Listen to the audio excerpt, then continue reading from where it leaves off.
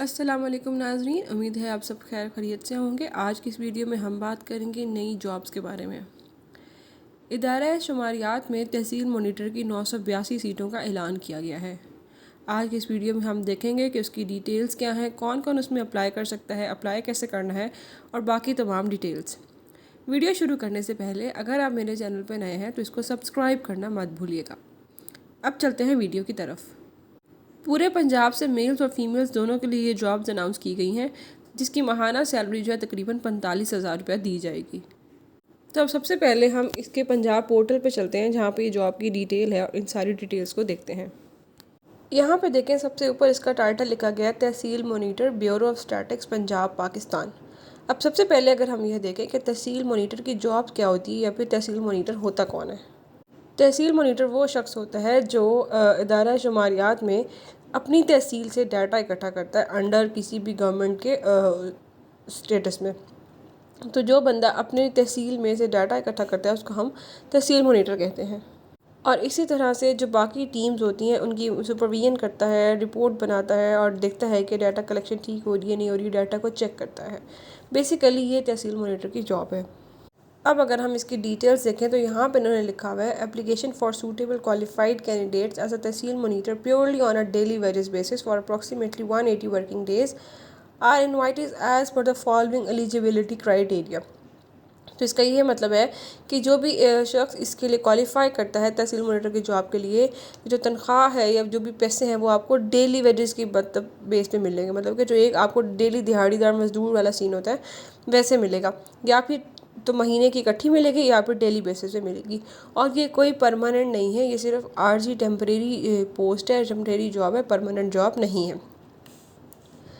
अब अगर हम इसका एलिजिबिलिटी क्राइटेरिया देखें तो वो कहते हैं at least second class MA MSc BS PS honour और equivalent to 16 years of education in any subject.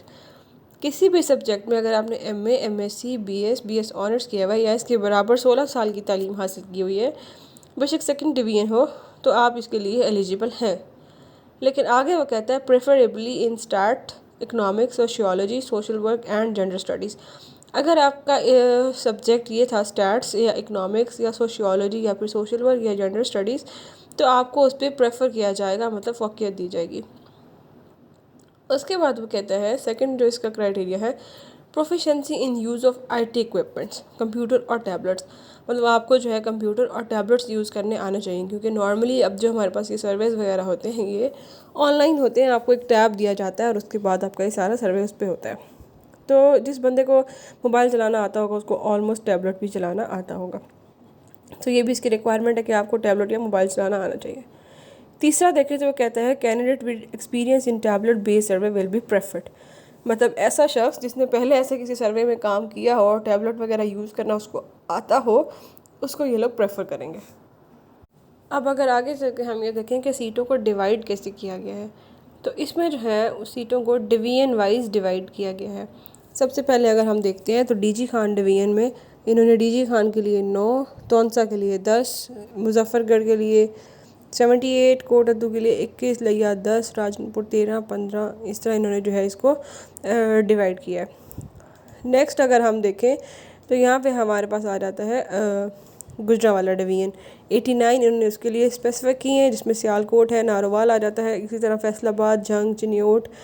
और 137 फैसलाबाद डिवीजन के लिए, 87 बहावलपुर डिवीजन, लाहौर डिवीजन के लिए 279, जिसमें लाहौर है, कसूर, शेखुपुरा, ननकाना साहब। इसी तरह गुजरात डिवीजन है, उसमें गुजरात में 19 हाफजाबाद और मंडी बहाउद्दीन, वज़ीराबाद वगैरह। साहिवाल, उकाड़ा, पाकपतन, मुल्तान डिवीजन, सरगोदा डिवीजन के लिए 59, रावलपिंडी डिवीजन के लिए 70। तो इस तरह से ये जो टोटल सीट्स थी हमारे पास कितनी 982 982 सीट्स, उनको इस तरह से डिवाइड किया गया है। अब अगर हम देखें कि आगे चल के इन्होंने जो है कुछ यहाँ पे इन्होंने हमें जो है नोट में बताया है जॉब रिस्पॉन्सिबिलिटीज़ वगैरह और कुछ अहम चीज़ें, जिसमें ये आता है कि पहले मैंने आपको बताया कि जो है परमानेंट नहीं है, ये जो है टेम्परेरी है। जैसे ही सर्वे ख़त्म होगा तो ये जॉब ख़त्म हो जाएगी।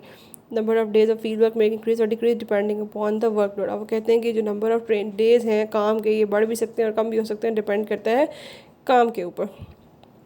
उसके बाद वो कहते हैं selection will be made on the domicile merit base and shall be purely temporary and on daily wages basis.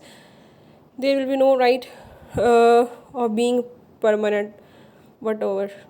अब यही बात मैंने आपको पहले बताई है कि वो कह रहे हैं कि जो डोमिसाइल और मेरिट बेस पे सिलेक्शन होगी और ये बिल्कुल टेम्परेरी जॉब है डेली वेजेस की बेस पे। Final decision of the authority shall not B challenge at any court. उसके बाद वो कहता है कि जी इसके लिए जो एज लिमिट है वो 21 साल है, 21 साल से कम लोग जो हैं इसके लिए अप्लाई नहीं कर सकते।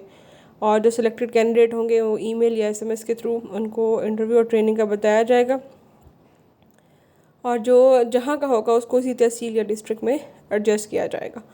और जो गवर्नमेंट अप्लाई है वो इसके लिए जो छोटे एम्प्लॉय हैं नैब कास्टर्स वगैरह वो अप्लाई कर सकते हैं, बाकी एम्प्लॉयज़ इसके लिए अप्लाई नहीं कर सकते। और अगर आप छुट्टी करते हैं या परफॉर्मेंस ठीक नहीं है तो आपको निकाल देंगे वो लोग। उसके बाद वो कहता है कि during the course purely temporary assignment department shall not be liable to health insurance. कोई भी आपको हेल्थ इंश्योरेंस कुछ भी ऐसा नहीं दिया जाएगा। उसके बाद इन्होंने बताया है कि जो इसकी एप्लीकेशन की लास्ट डेट है वो मंडे 11 अगस्त है। 11 अगस्त इसको अप्लाई करने की आखिरी दिन है।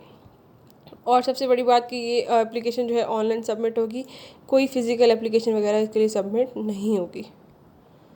तो ये था इसकी सारी डिटेल्स जिसमें आप इसको अप्लाई कर सकते हैं। और अगर अब आपने इसका एडवर्टाइजमेंट देखना हो तो यहाँ पे नीचे हमारे पास ऑप्शन आ रहा है व्यू एडवर्टाइजमेंट का, आप इसको भी देख सकते हैं। और अप्लाई करने के लिए जब आप अप्लाई फॉर जॉब पे क्लिक करेंगे तो आपके पास कुछ इस तरह का पेज खुलेगा जिसके ऊपर आप रजिस्टर पर क्लिक करेंगे तो आप पहले ख़ुद को रजिस्टर कराएंगे और उसके बाद जो है आप लॉगिन करेंगे तो आपके पास एक प्रॉपर पेज खुल जाएगा। जो जो उस पेज में रिक्वायरमेंट्स मांगी होंगी वो आपको फिल करनी होंगी और उसके बाद आपका सक्सेसफुली और ईज़िली इस पोस्ट के लिए अप्लाई हो जाएगा। उम्मीद है कि आपको समझ आई होगी इस पोस्ट के लिए कैसे अप्लाई करना है। मिलते हैं अगली वीडियो में।